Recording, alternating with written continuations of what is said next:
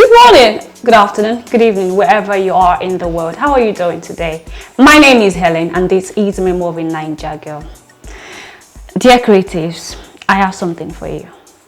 Something good. Something that you need, something that I need, because I am here to learn. I'm not just your host, I'm also here to learn. So on today's episode, we'll be talking to one of my favorite film director. You know, it's gonna be a blast. So I have with me Abinibi. I know you know that Abinibi is different from ability. Does that make sense? Yes. Abinibi is talent that is inborn. Abi? Okay, me para. So it's gonna be a very, very good episode. I'm looking forward to this. Sit down, whatever you're doing, just drop it. If you're listening, okay, you can just put your hair plug and just listen away. If you're watching, don't touch that dial, just continue to watch. Yes, let's get into this podcast of the day or vlog of the day. Dear creative.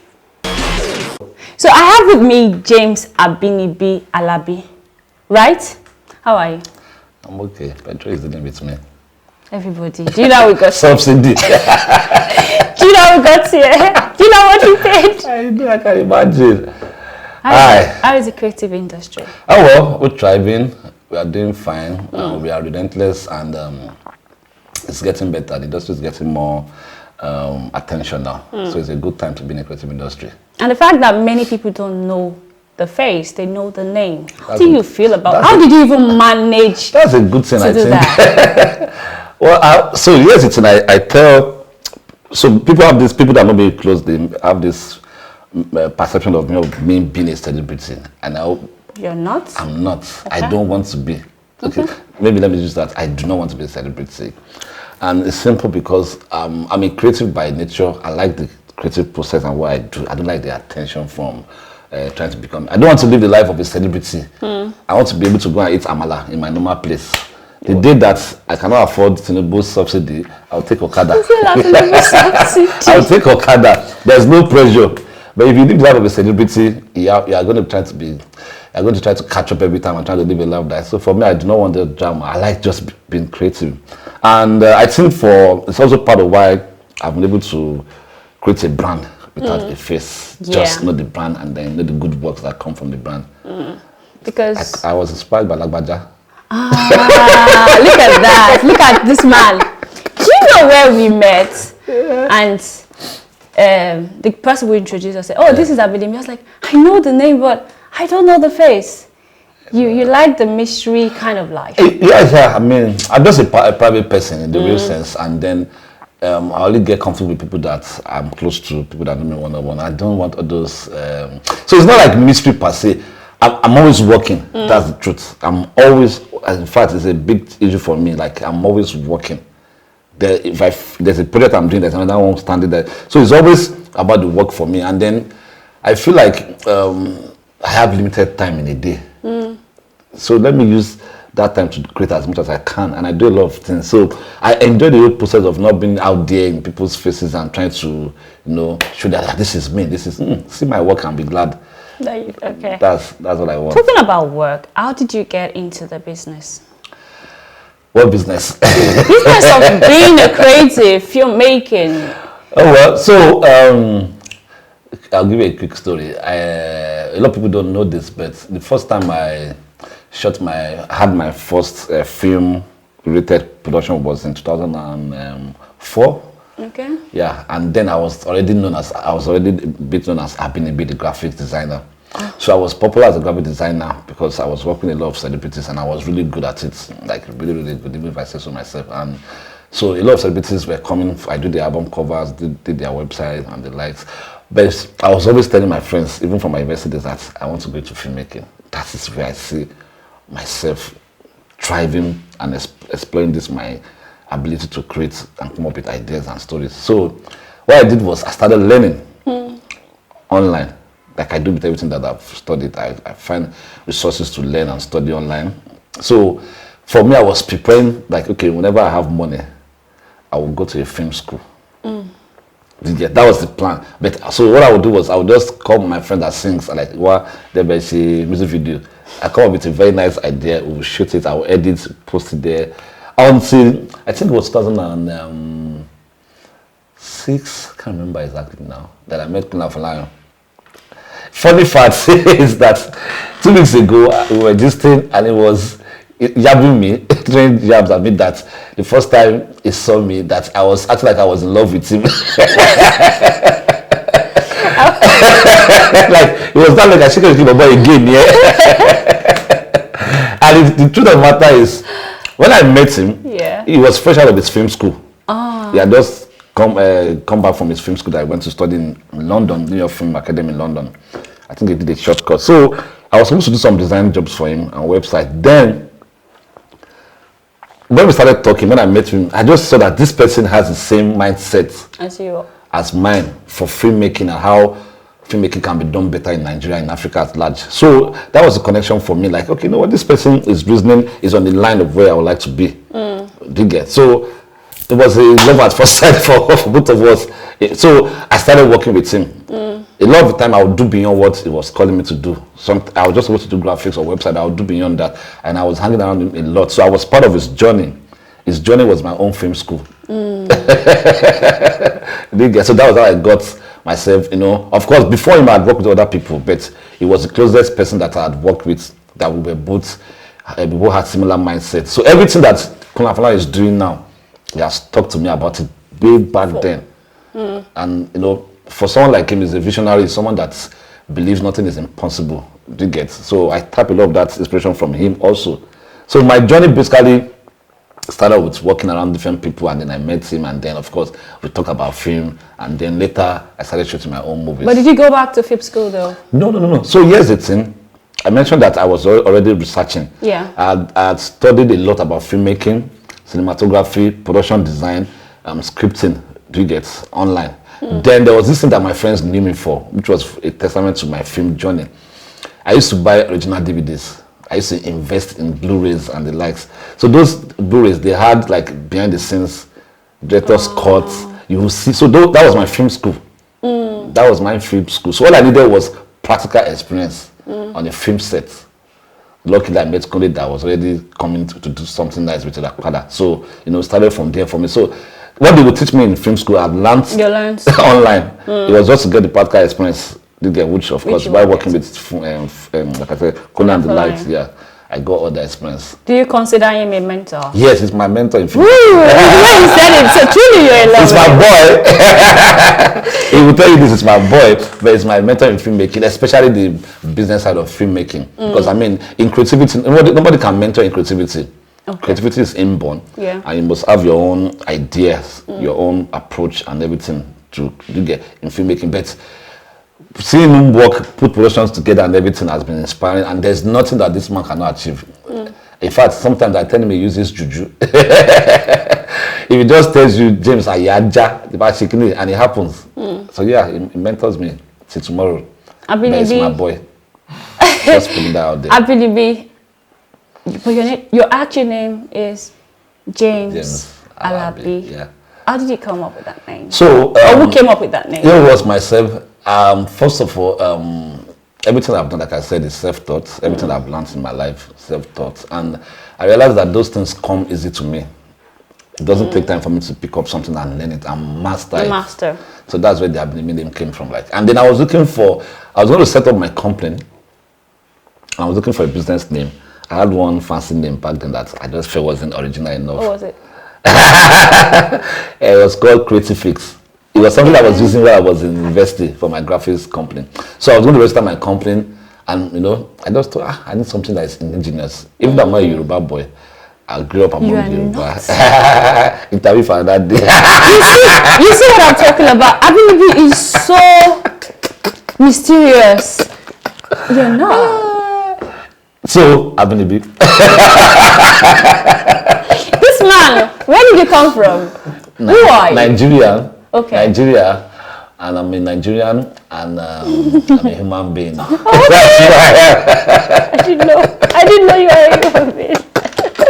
Okay. So you decided to use Abinibi. Abinibi multimedia. Multimedia. Nice. I do love stuff.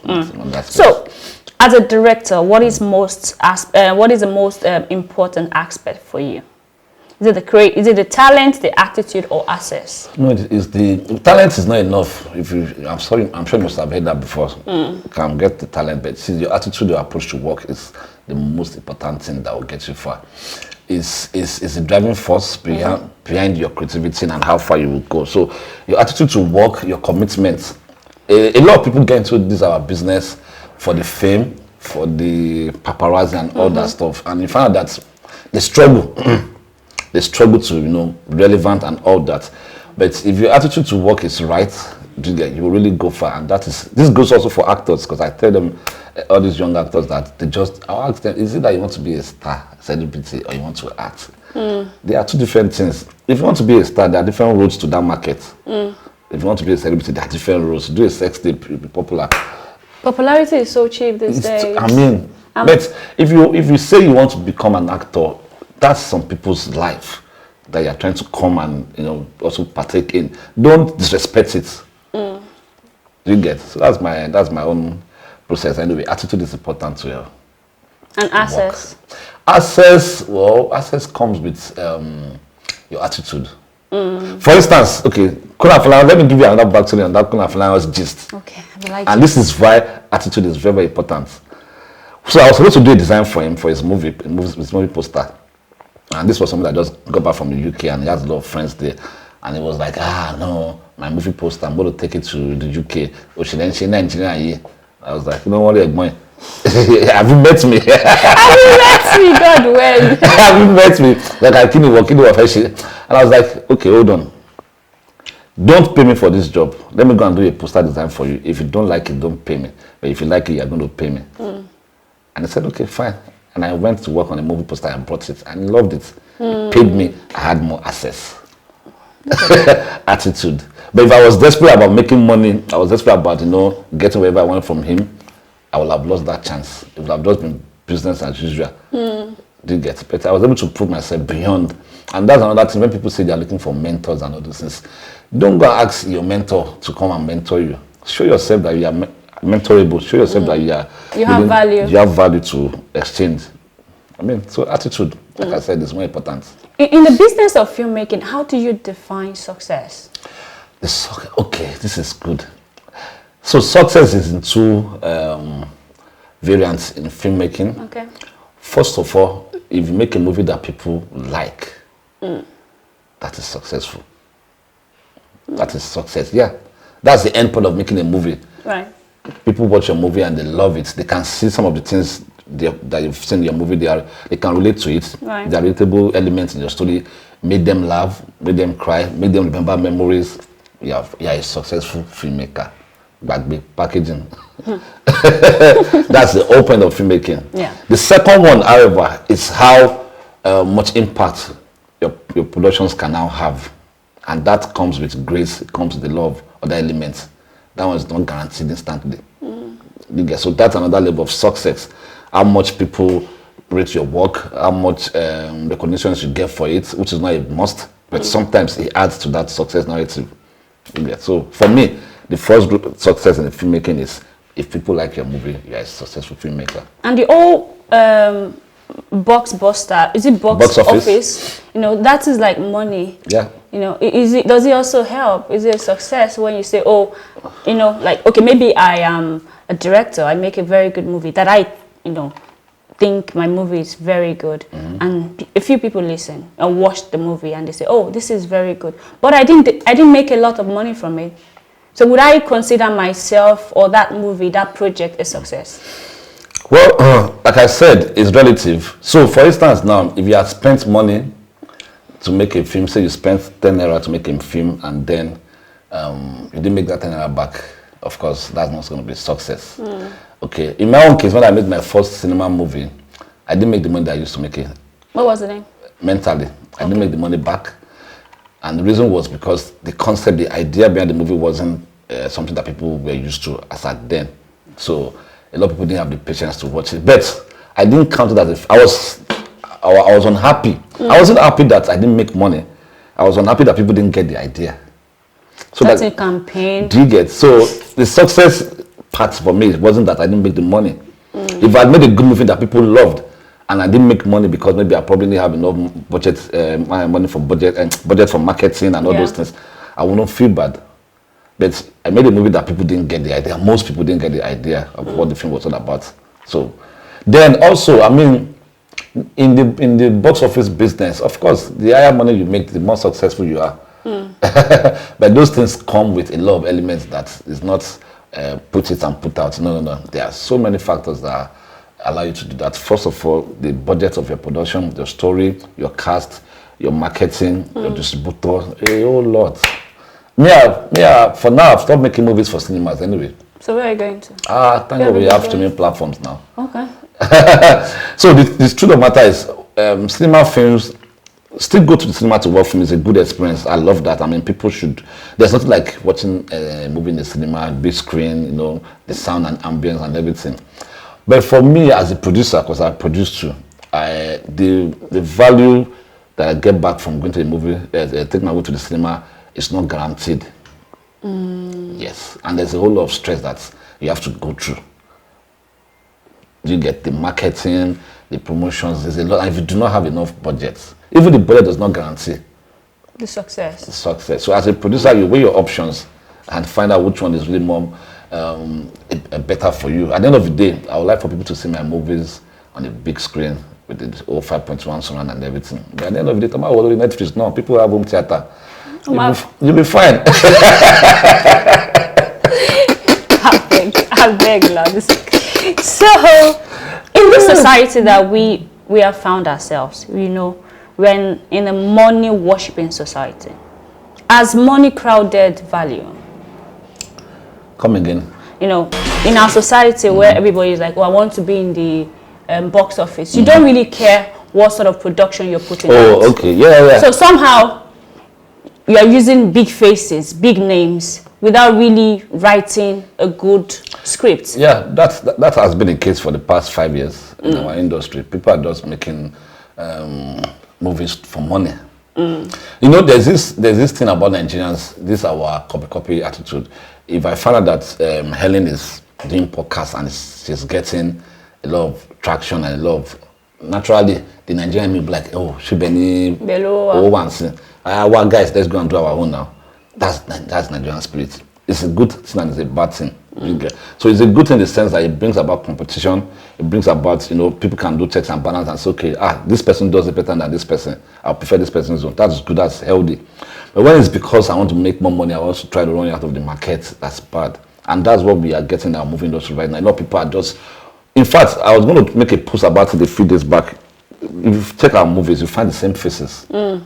So the same actors acting different roles, but it feels like it's the same role. Do you get? And these actors are being used by the same producers because they want to make money. They feel like those are people that people want to see. They call them cinema faces. So they will put the cinema faces, come up with a shitty story or average story.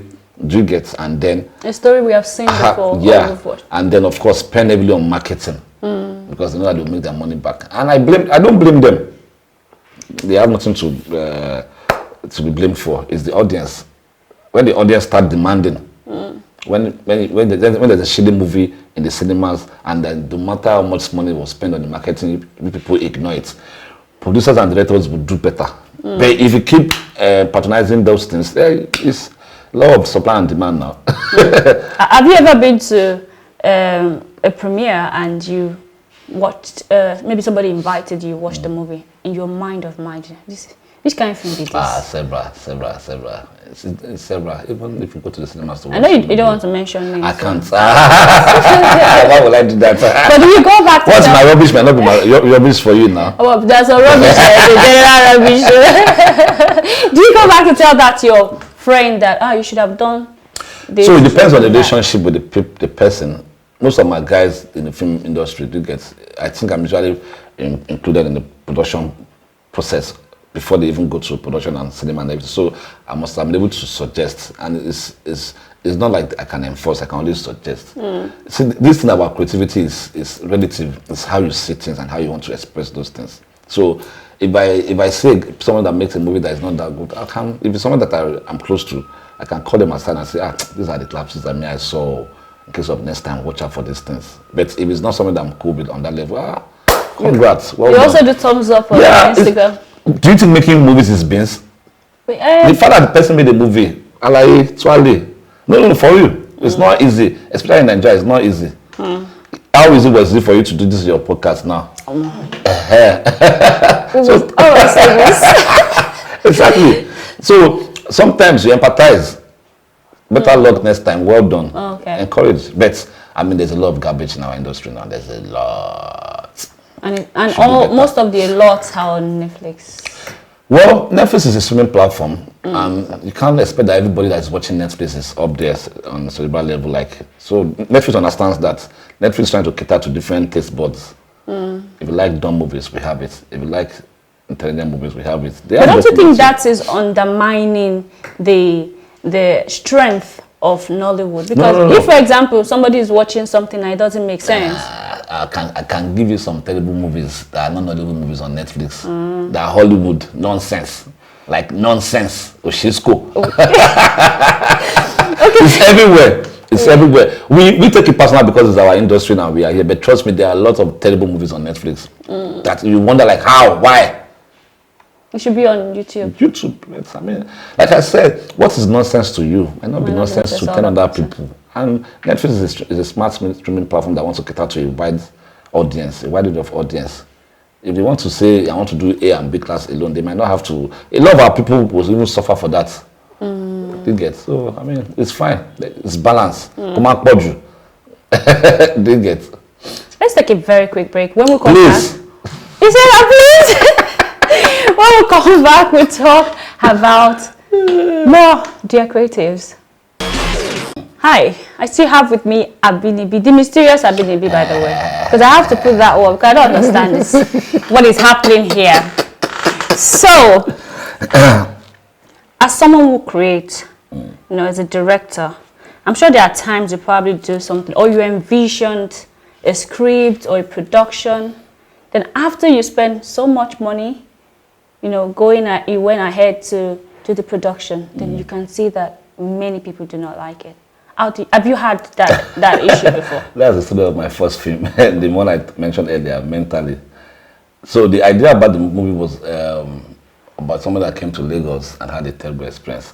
But from the moment it landed in Lagos, everything else that happened for the next 90% of the time of the movie was in his imagination. Yes, and it was crazy. It was crazy stuff. So, of course, I mean, it's a very good story. I'm very proud of it. But when I made that movie, a lot of people were not patient enough to even find out at the end that it was all in its imaginations. So they didn't like it. They didn't get the idea. And then some people just still couldn't get the idea. Like, it's imagination in me. But actually, they could not piece it together. So I felt disappointed. I was heartbroken. Like, and I really love this. In fact, I was already writing, when I was releasing the movie, I was already writing another one. Not the same style, but, crazier than that. And I told somebody the title. When I mentioned to one of my friends, I was like, really, this is going to be great. And when I got the feedback from this first, I just said, no, I'm not doing this. I'm not going to do this. At least not now. Because, I was also still trying to build a name for myself in the industry. Do you get? So, and then cinema goers, they were very, very vicious. They want to be entertained. If you come and give them a movie that will make them be racking their brain, trying to figure out things, that's stressful, they won't enjoy it. Did the movie was it like an happy ending? Yes, it was a good story. So he came to Lagos to join his friend to hustle. He didn't know that the friend that he came to meet was a drug dealer, sells weed and other stuff.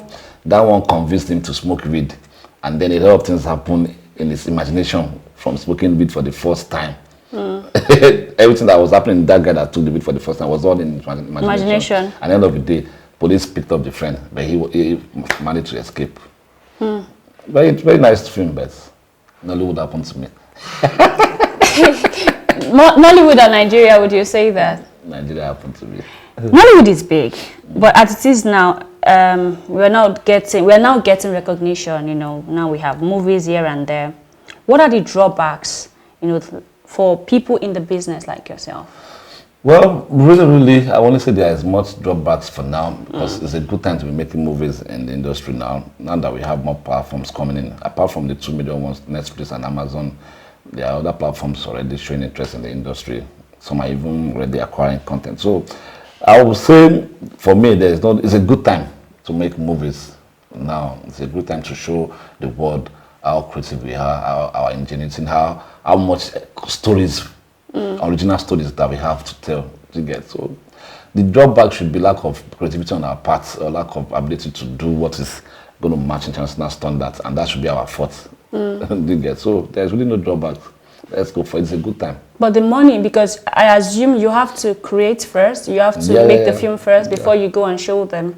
Yeah. So what if after taking loans and all of that to make that film, what if they reject it? Life is a risk. What's the guarantee that if you go out today, you come back home? You all pray for the grace now. The same way you will risk starting a business with the hope that people will like what you are selling. It's the same way we filmmakers go at it, like hopefully. So here's the thing, with experience and the knowledge, and do you understand? You know what audience wants. I mean, there are some elements that you must consider that will make a good film. If you're a talented filmmaker and experienced one, you will know those things already, and those will be on your checklist of what you want to make. You'll be so sure that no matter what, if I meet up with these elements that are on my checklist, people will love it. Okay. So there's a safe net. It doesn't guarantee that it will happen. But it's like a safe net for you to just pass through first of all. Have a good story. People love good stories. Stories with human emotion, stories that relate to people love. And then I think what we've been doing to ourselves is that we sometimes get too lazy to write different stories, which was what I tried to do with my first movie. I didn't come with the regular mama born boy meets girl. I just came with a very crazy approach to telling a story. People are now embracing such. So we owe the audience, we owe them that quality content. So quality is a very big deal in the industry, because sometimes on social media you hear, oh, I don't want to watch Nigerian movies. They are doing this, they are doing that because the quality is not good. This is not good. What do you think that should be done? Okay, I mean, I used to say this to my friends and colleagues, like, in this present age now, quality is no longer something that you can show off with. Okay. It's standard. It's except you are just ignorant. Okay. Do you get? You can't tell me, we shot the movie in 4K, we used to show lens. It's now common knowledge. Do you get? So maybe people that are complaining about Nollywood's quality of production, maybe they are different to the old Nollywood. Okay. Now we have good cameras, we have good lenses and all those things. And it's not even enough about the equipment, it's about the people, the skills behind those equipment. And we have very fantastic DPs, cinematographers, set designer. The quality is not a problem in Nollywood anymore. Stories, the quality of our stories is a big deal. But they are still using clothes to do pregnancy. And people are still going, having to shave their head to be bald. I like that. So that's why I said ignorance. Because I know about SFS people that can, on the last production that we did, we had a 6-month pregnant scenario, 6-month-old person, and we bought the baby bump for 6 months actually. Yeah. So except you are ignorant, that's how you will say you want to use clothes, or you don't know that it's possible to do this. I mean, people are really trying now. When it comes to SFS and makeup, the Makimi Fett, Karina and the rest, I mean, they really tried. They still have a long way to go also. Like still long way to go, but we are stepping it up. So quality is not a problem. It's not a problem anymore. And our talent. Yes. The talent. Yes. Why you say yes? I want to hear you. What's up with our talent? Are they talents? Are they talented? Our talents talented. Are they talented? Yes and no. Yes and no. So here's the thing. I'm a fan of performance when it comes to acting. Yeah. Do you get? And we have a very quite a few number of people that can actually give you good performances as actors. It's so embarrassing that you can't get some fantastic stories, and then you find that the actors that has been casted cannot deliver. So now, yes, that conversation of cinema phase or popular phase or what people want to see. Do you get? And how they're going to deliver that job comes in place. Comes to play now. For instance, there's a particular actor, I won't mention names, that is top now. Okay. Do you get? But go and check the top movies that is done it's the same performance all through. Don't try and figure out what the person is. There are so many male actors there, don't worry. But I know what I'm talking about. It's not a sub to him. I'm just saying it's an industry problem. So here's the thing, because actors, don't forget, this is their day job. Yeah. They have to work to earn, do other stuff. So they will do anything you give them. Some actors have the luxury of turning down roles to say, I've played this role before, or I don't like. But I think also because our actors' approach to this job also matters. They don't internalize characters. They just come on set, read the lines, get into costumes and deliver. And then you watch 5 of our movies or 3, and you don't get any, wow, this guy really killed it kind of feeling. Because they just come with the same vibe that they used to do the last film. The previous job. So yes, they are talented people, and then they are less talented people. But I think the person that has the most to do are the directors. And we have a lot of lazy directors. Yes, quote me on that. We have a lot of lazy and less talented directors. Maybe because they are cheaper? No. If you know it, you know it. If you don't know, you don't know. I'm talking about, if for example, the person you just mentioned, if I have a relationship with him, it's easy for me to go to him to say, oh, please, can you just take this amount? It's not. They're actually expensive. Yeah. This guy starts premium. So we have someone like Gideon Okeke who constantly have talked about what he would accept in Nollywood and what he would not accept. How do you feel about that? And many people say on social media that, oh, it's just ego. It's just no. It's not ego. It's not ego. I think self-awareness is a very important thing for every person. Do you get? If you are aware of your value, the value you bring, you should be able to demand equal from an industry that you are serving. However, before you can demand such value, you must also assess your industry and find out what is working. I'm a producer. I come to you, I tell you, guy, I want to put in my movie. And you tell me bring 5 million Abinibi. I beg you, say no, Baba. Okay, because of you, bring 4 million. I pay you 4 million. There's no guarantee that I'll make that 4 million back. And you don't care. As an actor. And when you make that money back, more than that, do you give them something? So the question now comes to, did you take the risk in the production? I went to a bank to loan for money, get a loan for money to produce this thing. I'm bearing the risk. So if you want me to come back to you and say, you know what, kickbacks or whatever it is, whatever it's called, hey, come now, don't collect money from this movie now. Let's do percentage sharing. Oh, you are making a face now. Because, okay, let's talk about musicians, for example. When they sing, they also probably get paid for that. And afterwards, when the movie and the music is out there, and people love the song, they get certain percentage. So because the setup for the music industry is very, very unique. First of all, whoever invests in your music, your EP, is the owner of your content. Go and find out. Go and find out. There's a percentage that comes to the artist being the talent. And in the case of the musicians, they're actually the ones working. Yeah. Is it not just... So is it easy to compose? Do you think it's easy to sing? Do you think it's easy to be able to face the crowd and perform every other day? It's not. It's a lot of work. It's a lot of work, mentally and physically. It's a lot of work. Of course, our actors also do a lot of work on their own part, but the actor is not the one bringing the story. The actor is not the one funding the production. It's being paid for his service. So for someone like Gideon, what he has been asking for makes sense. But it's just that, it should be a collective thought process to say, okay, how can we balance this thing so that the actors doesn't feel, because of course, sometimes an actor comes on set and is paid a stipend like out of paddy, and the movie goes out to do well and make money way beyond even the initial investment, maybe times 2 times 3 of that. Do you get? And then some producers don't even look back to say, guy, you helped me take. So I can understand the anger. Would you look back? I've done that several days. If for example, I'm in your movie now, I'll look back. Don't worry. I'm already planning to look back on my new production with CJ. I just to be inside, and then I'm there, and you make 600 million, for example. So you're going to say, Helen, just take this 40 million. Why should it? I'm ready. But the truth of the matter is, people do it. Okay. People do it. I think was it when party 2? I can't remember what production that they invited even from Alabi did it for his movie. I heard he did it for some of his crew members. He gave them stuff. Of course, see, that's why in business, the risk taker is the person that needs to be rewarded the most. Let's be honest. If I don't invest, do you get? I won't make money. And I have to go and look for that money to invest in the production. So you can't come and be fighting me over that you want. You cannot. Except that there's a structure that's helping the investors to protect his investments.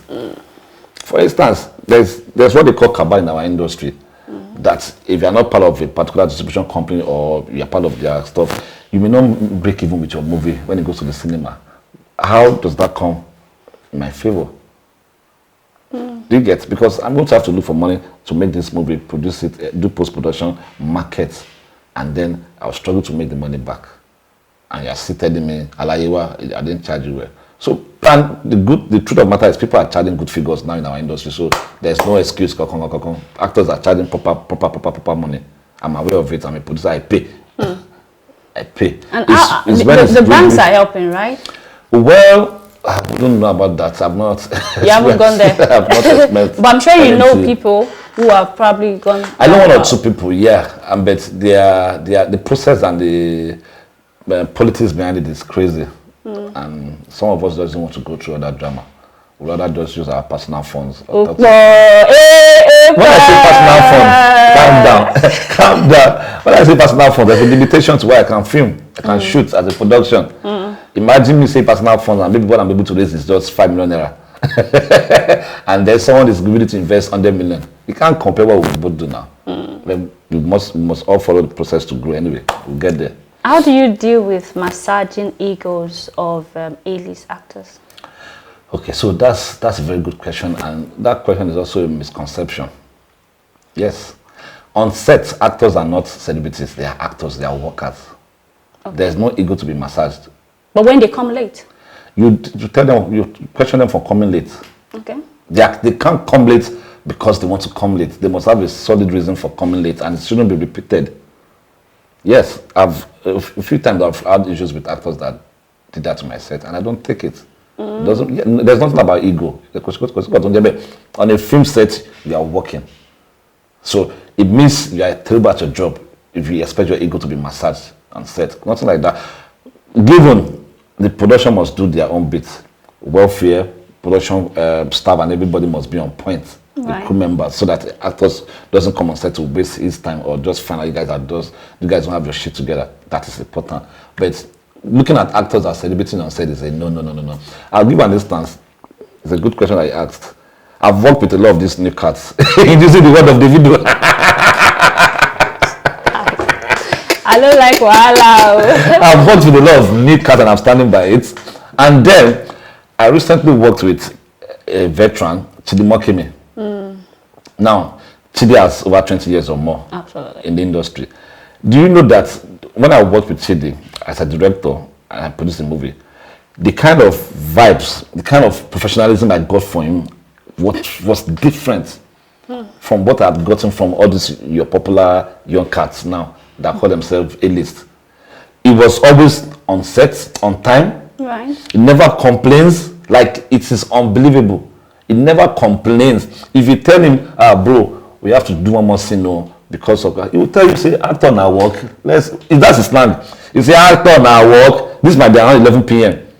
Like, you guys are already tired, and then you just feel like, okay, this needs to be done, or we'll lose it, and everything. And he will tell you, let's go there. That's good. It's so professional that you know that these people were trained, and then they are committed to the craft. That is the most important thing. They are committed to the craft. They love it. They see it as their life, and they respect processes. They don't look at the director being a young person. It doesn't matter if they worked with the director before. It doesn't matter if the director is popular. They will treat you with respect. Because on this film set, the director is your guy. Yeah, the director is the boss man on the set. So imagine a Chidi Mokeme standing by, sir. Yes, because that's his job. So, I mean, this issue of actors' ego is non-existent to me. You are just a shitty person. Okay. This time, this age, every time we say this person is a veteran, GOAT, legend, we use these words very carelessly. Very, very carelessly. Who is really a veteran? Who is a GOAT? Who is... I mean, who would you consider that? Okay, so here's the thing. Logically, by the mere definition, a legend is someone that's been around for a while that's had experience and has done very well in that field. Right. It's not necessarily done very well in terms of success, but people have seen their works several times and acknowledged it and said, okay, this person, and then they've come of age. Okay. Do you get? That is who you will call a legend. Someone that's been around, been doing this. Someone like Uncle Dide Kosoko. Dide Kosoko is a proper legend when it comes to someone like Odu Jacobs. Do you get? Auntie Joker Silva, Shola Shobali, my very good mommy, Oba. Do you get? Those are, and I'm not saying this with age. I'm just saying in literal explanation. These people have been around over the years, from old Nollywood to new Nollywood, and then we have people like them Chidimokeme, and then them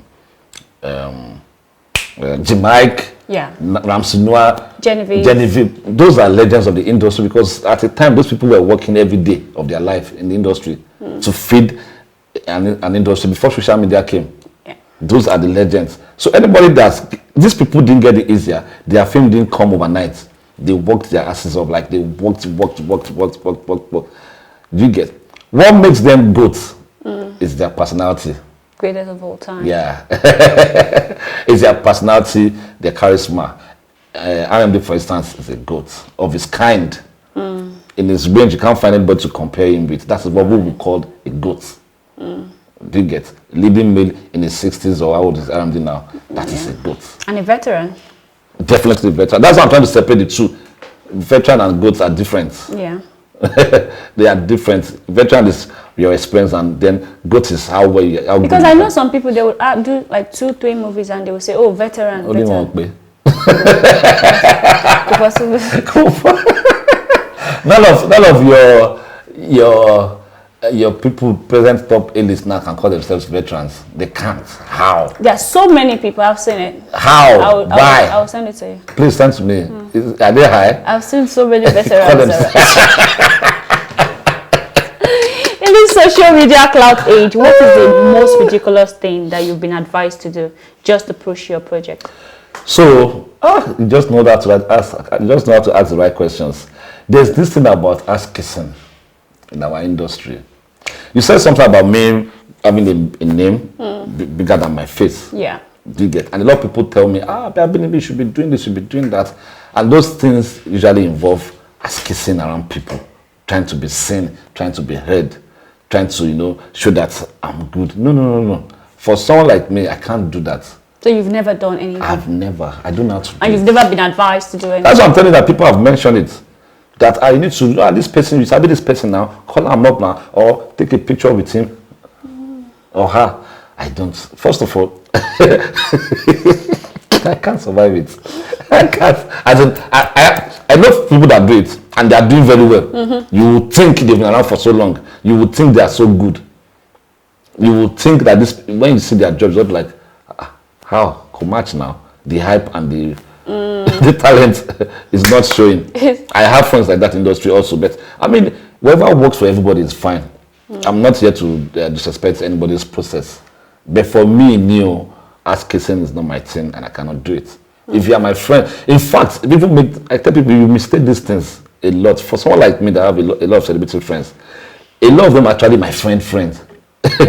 Like actually my friend. You have actual relationship. We have actual relationship, like outside work. Right. Do you get? So you can't, but you won't see me taking selfies around them or posting that I'm hanging out with them, except it's randomly that it happens. Do you get? And then I don't consider myself celebrities of their status.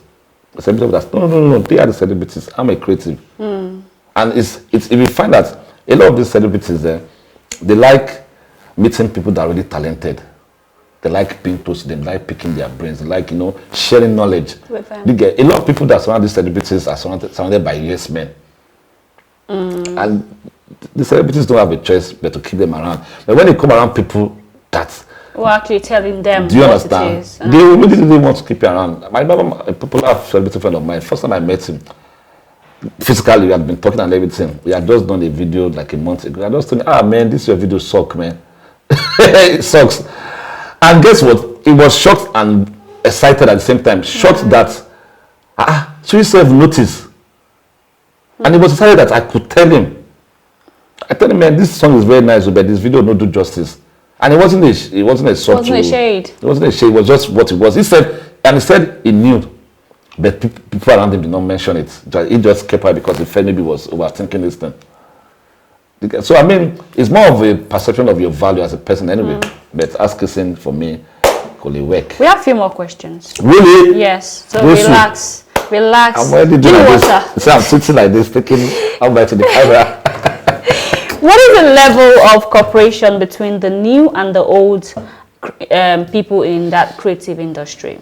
Oh well, I mean, because now we have social media, and years ago, decades ago, there's no social media. Do you think the old schools, because the new schools are making a lot of money? Are they? Are they not? Who are the new schools? What do you mean by they're making a lot of money? They're making money, endorsements, this and that. Okay, yeah, they are. No, they are. Yeah, I mean, that's why I agree to it now. Okay. You like big bone, eat this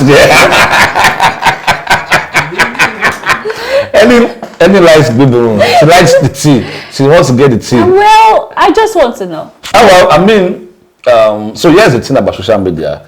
I tell people you need to find what works for you. Do you get? You cannot say you don't use social media in this age. It's a tool. It's part of our lives. It's just like saying I don't use phones. Yes, you can actually do without phones. You could send letters and send people messages to pass over, communicate. But it's a tool that's come with our existence. We are evolving every time, and we are. So social media is a tool that's important, but you don't have to use every social media platform.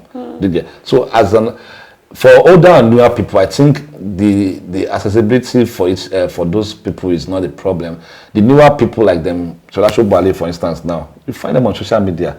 I was with Solasho Bale a few days ago. She was posting stuff. I even shot a video for her to post, and you find her responding to her messages by herself. Do you get? And she has a lot of younger actors that follow her, that she replies their comments, that post about her, that she replies. She was responding to one in my presence. The one person was talking about her, and she responded. I saw that. So I feel there's no, except you have a personal ego problem, then there is not. People, it's time for collaboration. And weighing their successes. Yeah, well, we have like Yagbonkan a few days ago. Who's that? One actor, Yoruba actor. Okay. A few days ago, somebody got her a car. So she has been in the industry since when I was. So yes, the honest to God truth, those people from the olden days are really not making that much money compared to what the newer ones are making. But majority of people that are claiming that they are making in the newer ones too, they are also lying. We know the people that are actually making the money and they are getting the money. We know where they are making. We know. An actor that is working and getting endorsement and getting notice, we know what they are getting. And an actor that is just living off the fame, we know. Whatever works for everybody is fine. We are not judging. But the old ones too, they are still doing very fine too. Imagine someone like Two-Face still getting an endorsement from a brand, a payment platform. I just said recently. That's kind of longevity. That's what we call a goat. A goat. He's a veteran, he's a legend, but he's actually a goat because his colleagues from way back then, where are they now? So all these are people getting money. Let's pray for them to be able to get to that level. Abinibi? Yes. Can you call yourself a satisfied filmmaker? No, not yet. Why not? I have stories to tell. With all this. No, these are the old ones. Imagine the new ones. So exactly, I'm not satisfied yet. I've not even. I still feel like my career is there to kick off as a filmmaker. So you're still very hungry. Very.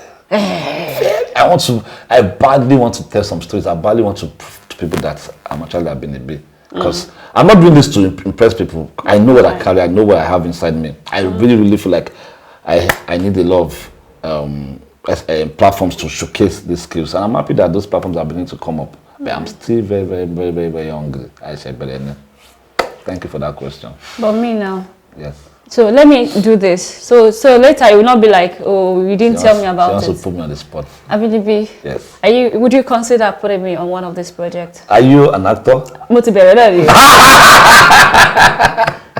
So ask for an advice first before asking me to put it in a movie. So advice a creator. That's what you should get from me. That's access. Don't tell me to put me in my movie. No. Ask me how can you become a good actor. What is your I'll tell you come for consultation. Consultation that you charge me 150K. So is that advice a creative?